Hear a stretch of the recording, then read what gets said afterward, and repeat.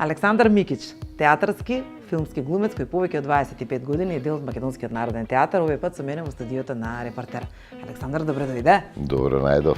Драго ми е што дојде во студиото на Репортер и ајде како за почеток на разговорот односно се уште се игра представата Торонто Експрес, на публиката и се представи како Божа вампир, мите стрелното беше од баџото му. Баџото, да.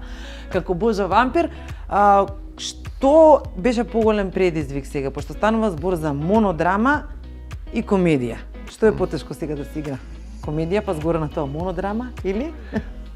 Види, еден од најголемите кошмари на секој глумец е да игра комедија, а никој публика да не му се смее. Среќа не беше така со твојата представа? Да, тоа се такви, тие се два најголеми или дека ќе закасниш на представа. Мислам дека тие се двата најголеми кошмари на глумци.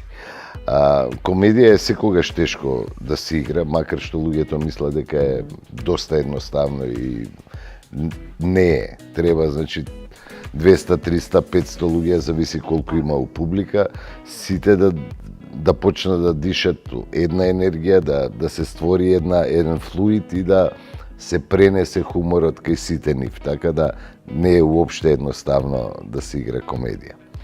А едноставно мислев дека дојде време и да застанам сам на сцена, да се опробам у тој жанр. Ова ја не би го нарекол класична монодрама, значи да, ги има сите драмски елементи у себе, значи ја играм конкретен лик кој е тука и сега на сцената, ама има доста примеси и на стендап и на презентација, така да тоа е некој микс. Така. И добро, колку ти беше тоа? Од една страна предизвик, од друга страна дали без оглед што си долги години актер, еден од најнаградуваните актери кај нас, колку го имаш оној продуктивен страф и трем? И како знаеш кога излезеш на сцена дека тоа е тоа што го даваш на публиката? Ти никогаш не знаеш дали е тоа. Така. Никогаш, значи процесот на спремање, кога ние ја спремаме представата, ти никогаш не знаеш колку од тоа ќе префрли од другата страна на рампата и дали е тоа вистинскиот пат. Ама ако се договориме дека ние сега го правиме ова вака и сега, тогаш тоа е она во што верувам и тоа сигурно проаѓа. Така. Добро, имаш ли некој посебен ритуал пред представа, пред премиера? Интересно е, например, што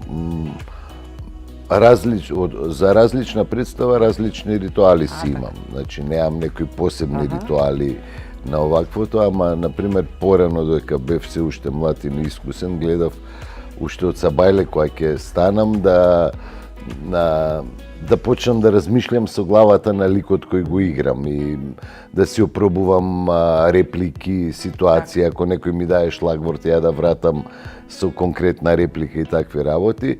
Сега со текот на времето, мислам дека тој процес на припрема го сублимирав на многу пократко време, ама у зависност од представата, секогаш имам нешто различно што ме мотивира тоа да го направам. Добро, кога ќе го спомнам уште малку само Божа вампирот и Торонто Експрес, затоа што имате уште една изведба сега на 23 мај. Не, април. Април. Да. Не, мај. Имате уште една изведба на 23 мај. Понеделник е сега, не знам кој датум е. Таман пред излезе интервјуто, еве ќе најавиме представата. Околу ликот сакав да те прашам како се подготвуваше со оглед на тоа што е монодрама, со оглед на тоа што е дел, што е стендап. Нема ни една пцовка представата, тоа морам. Мали ситни, се јадат. Да. Колку беше ти задоволен сам од себе, како знаеше дека навистина си влегол во ликот на идејата уопште да го правам ова одамна се роди, значи кога се видов со Зов на некоја прослава од тие матурски такви работи што се прават. Ми каже, имам у Канада сум, ти реков ми рече, имам едно книџуле напишано, се вика Тивам Штркот. И ја викам, супер, баш ќе го прочитам. Го прочитав и многу ми се допадне и му се јавив и му викам, ова некако имам желба да го преточам на сцена. Вика, супер, баш и ја многу сакам театар, ама тоа некако тоа се случи, траеше и патот по други страни ме однесе, многу бев ангажиран и некако не дојде моментот кога би можело тоа да се реализира. И еве само уште едно прашање околу оваа представа, подкукав со оглед на тоа што се знаеш со авторот на книгата и режисерот на представата ти е и колега и добар другар, подкукав притисок беше дека ќе истерате, ќе ја стуркате работата до крај, дека тоа ќе се допадне на публиката. Секогаш има едни моменти кога ја спремаш представата и на почеток ти е се интересно и смешно и тоа е еден процес у кој сите се забавljаме на читачки проби. Ама како поминува времето, така сите тие работи одеднаш ги како да се ги изгустируваш едноставно и стануваат банални. И се слушаш, реакциите више нема такви реакции и тогаш викаш правиме ли ние добро нешто или не ја бива работата и се трудиш нешто повеќе и повеќе да најдеш, макар што у 90% случаи нема потреба од тоа. Едноставно кога ќе дое трето око да те види, кое не присуствувало и ќе ги чуеш реакциите, ќе видиш, сваќаш дека уствари тоа е вистинскиот пат кој сме го изоделе. Со оглед на тоа што си искусен актер, долги години не се ни сомневав дека нема да излезе се како што треба. Ај малку ќе те одморам сега од муабетите за глумата и за театарот, пак ќе те вратам по тоа. На почетокот кога дојде пред емисијата рече не гледам ја телевизија, сум со две мали деца. Да. 7 години се близнаците? 7 години, 7 и 2 месеци. Е на Иво? Е на Иво, да. Како е да си татко на близнаци, кои што во исто време прават се и на сите страни мора да си? Прво морам да кажам дека е многу убаво. Значи, стварно, две радости одеднаш ги имаш, ама што би се рекло за близнаци, double trouble, нели? Double trouble, така. Тоа е исто, посебно кога се мали, кога се захтевни, значи кога се бебиња, па едното плаче, другото плаче, па у еден момент сваќаш дека би било добро да си вкрстен со октопод, за да можеш све да пофаќаш, да имаш 8 раце, да направиш се што треба за нив. Ама сега е далеку полесно и поинтересно. Ке биде ли некој глумец од близнаците? Не знам. Не, нит ги терам, значи што сакаат, кај ќе се најдат себе си, највеќе тоа нека тераат. А дали си строг татко? Тешко прашање. Само не ми вика не сум строг, ама правичен. Не. Па ја мислам дека сум строг. Да. Ги казнуваш, не верувам до толку. Не, ама знам да им подвикнам да такви работи. Имаше баш на Дајте музика една епизода каде што едно од децата има строг татко. Као демек, леле, тато, види го овој татко колку е многу строг, леле. Ти не си, ти си ангел си ти, тато, ангел. Строг ангел. Добро, тематирале сум моја метод за да не бидеш строг, бари ја така мислам. Да. Добро, како да балансираш помеѓу машко и женско, при тоа близнаци, во исто време да се најдеш и ваму и таму? Имаш ли некогаш проблем со љубомора помеѓу децата, па да мораш да ја... Мислам дека да, има љубомора едно друго, јас се трудам тоа да го избалансирам колку што може по... Па тоа е, ќе видиме, знаеш. Колку и да мислиш, ти никогаш не си спремен за улогата на родител. Многу е тешка, морам да признам, многу е тешка и ако бидам барем колку моите родители што беа успешни у подигањето на своите деца, ќе бидам среќен. Меѓутоа претпоставам дека те промени татковството и колку во тоа ги разбуди кај тебе стравовите, затоа што сега веќе не си сам, туку се грижиш за некој и за друг. Значи можда да ги разбуди некои стравови, ама од друга страна и ти дава голема храброст. Така. Ти дава храброст да направиш некои работи, да донесеш некои одлуки за кои можда ќе сум се размислувал дал ќе го направам тоа. Со сопругата Весна колку години сте заедно? Мислам дека сме околу 5-16 години. Тоа е веќе добра цифра. Да. Цифра за похвалба. Колку сте разлика во годините? Па Кажи си. Па не види, тоа ќе ме направи мене многу стар, не. Не, па зашто сега така мажите се како вино, немој така. Не, па мислам дека сме 15 години. Тоа се ме прашам, колку разликата во да. годините влие во однос на бракот, во однос на воспитувањето на децата, во однос на гледањето на нештата? Староста е состојба на свест. Така. Се збуни сега за Весна кога те прашам, ќе ти оставам време да се. Србите имаат една пословица која е добро, вика ти си стар колку се ти стара деца. Ја имам млади деца, мали деца, така да не си стар. Не, стварно мислам дека е состојба на свест. Еве има една анегдота за еден музичар кој на свој 33-4 години се осеќаше многу стар. И викаше, вие младите. И многу добар музичар кој свири со сите познати композитори, меѓу другите и со Кирил Џајковци.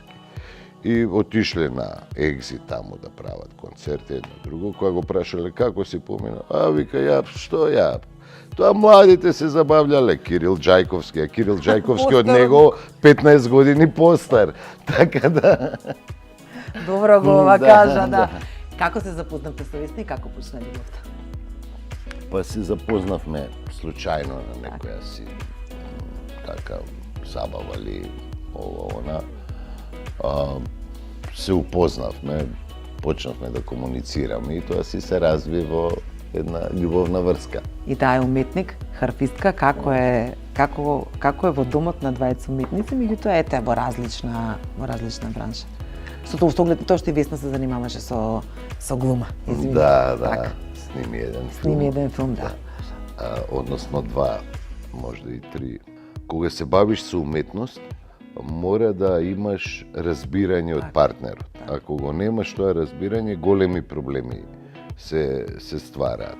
Едноставно ја имам разбирање за низината професија и она има разбирање за мојата професија и едноставно односно функционираме многу добро по тоа прашање. Колку ти е критичар во однос на работата?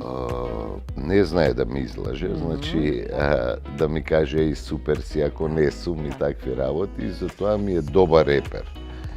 Да, и она ми огледало на нештата кога се спремам за било што. Ако пројдам кај неа, онда знам дека ќе пројдам и секаде.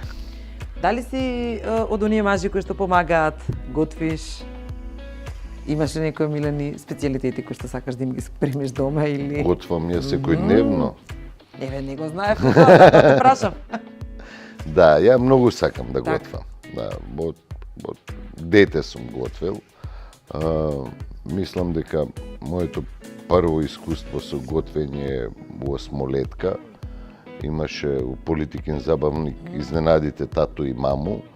И таму имаше ситни некои рецепти, такви работи. Ја гледам, они оставиле пиле за печење, која ќе дојат од работа да го испечат.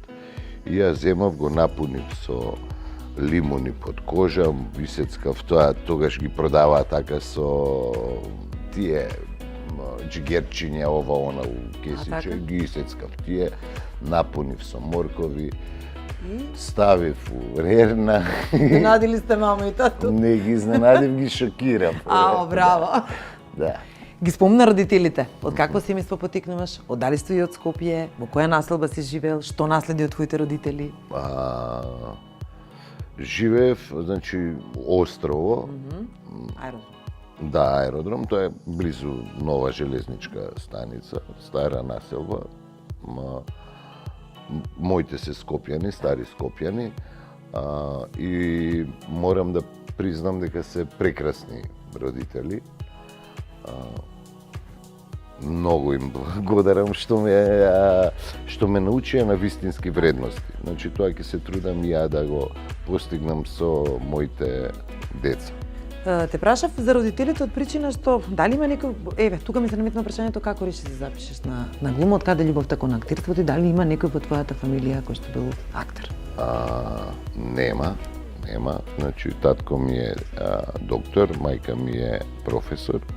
Мислам дека во средна школа некако ми се роди љубовта кон глумата.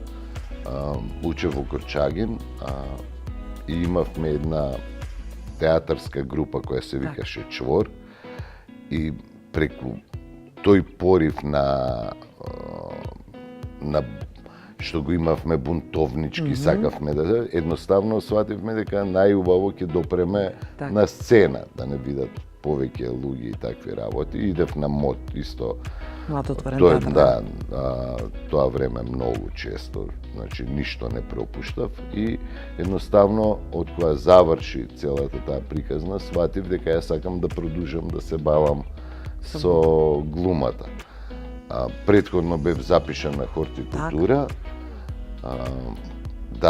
Земав услов за втора година, едно друго, со индексот дојдов, им го дадов на моите, викам, ако сакате вие продолжите да студирате, викам, ја ќе пробам на глума. Никој не ни мислеше дека ќе ме примат, ама ете, тоа е најголемата за вакансија, така.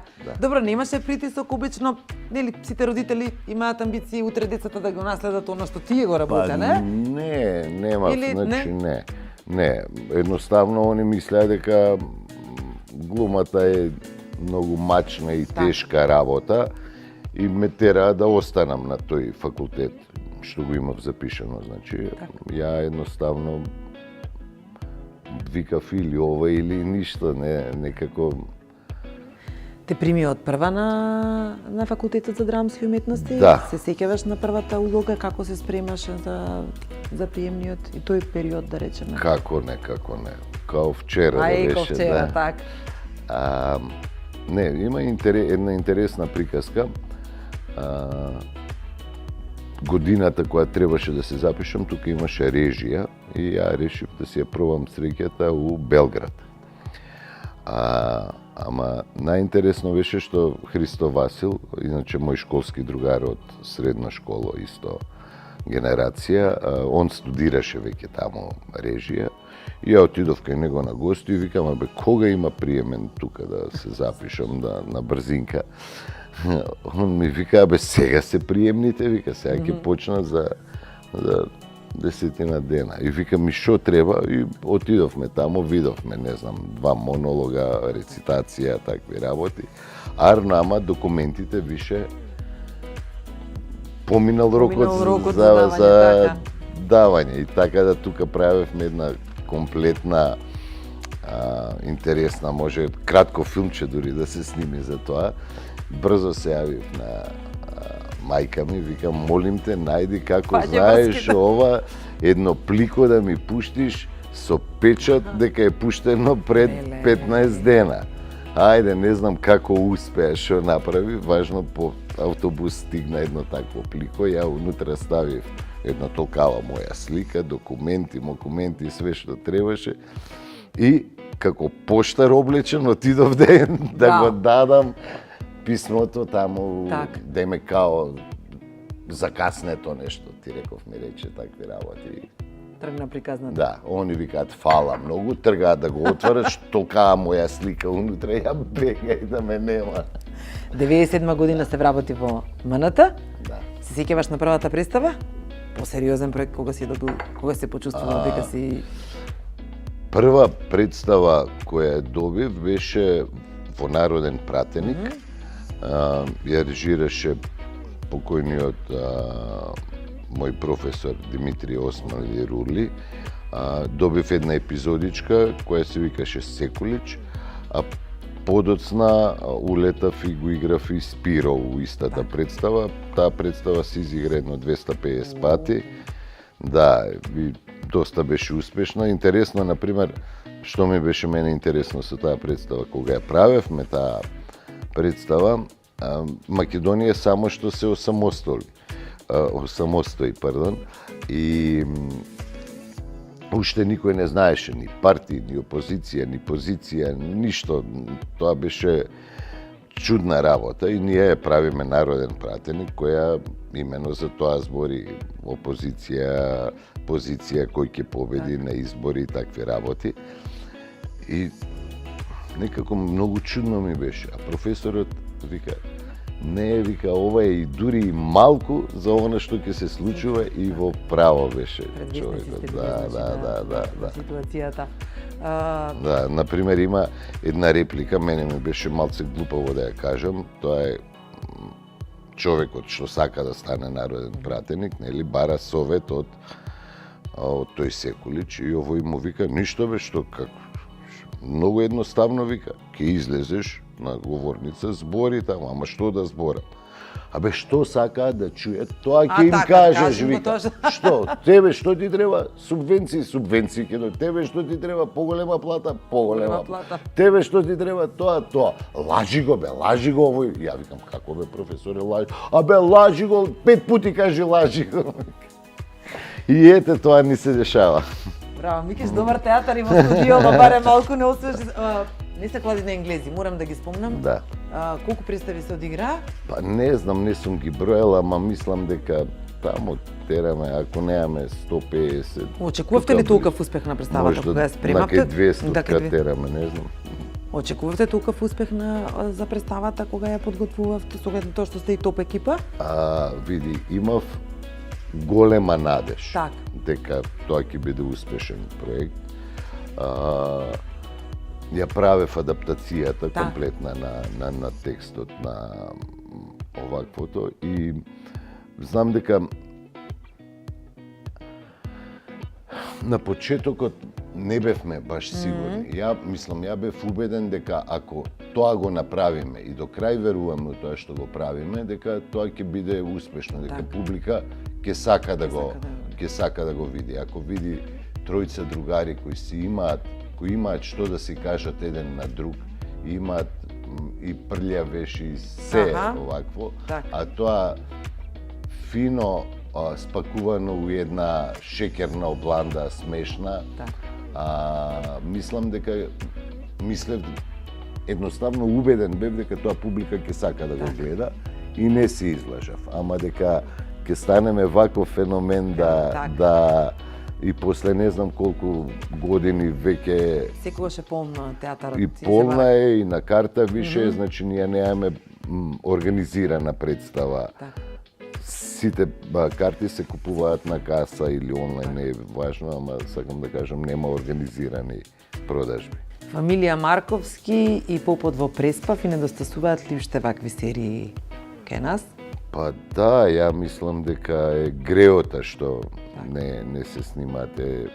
Баш кога се снимаше Марковски првата сезона, викам, едноставно тогаш се снимаат 4-5 серии у исто време и викам, леле, човече, дај Боже да продолжи вака, ама да не биде после X години која ќе викаме, се сеќавате онаа година која се снима 5 серии одеднаш и ете испадна мојата прогноза точна дека тоа ќе ни се случи за жал. За жал, бидејќи Марковски покажа и докажа дека луѓето се желни за македонска серија и дека македонска серија може да се направи топ по сите стандарди, почнувајќи од сценарио, режија, глума и комплетен производ. Се очекува премиерата на Кајмак на Милчо Манчевски. Го играш ликот на Карамба. Така. Како беше соработката со Милчо? Многу добра соработка остваривме. Така. И тоа е исто едно многу убаво искуство во мојата кариера што го имам. Како великот на Карамба ми кажа да, Карамба е едноставен човек, не му треба многу да биде среќен, една раќа и две жени. Колку тебе те прави среќен изработувањето на маски од дрва, затоа што знам дека тоа ти е дека си само столар, како велиш, и некоја пасија? Одамна не сум резбал маски, Еј. да, одамна. Еден период така имав една еуфорија, имав и многу маски. Мислам дека дома дали ми остана една или две, сите други или ги подарив или ги продадов. Ама се надевам дека сега ќе имам повеќе време, па ќе продолжам со тоа хоби, пошто едноставно многу е убаво. Сега место у резбање од дрво се бавам со нешто друго, а тоа е исто скалптање, не знам како да го преведам тоа е, ама во фиктивна глина, односно на компјутер, да.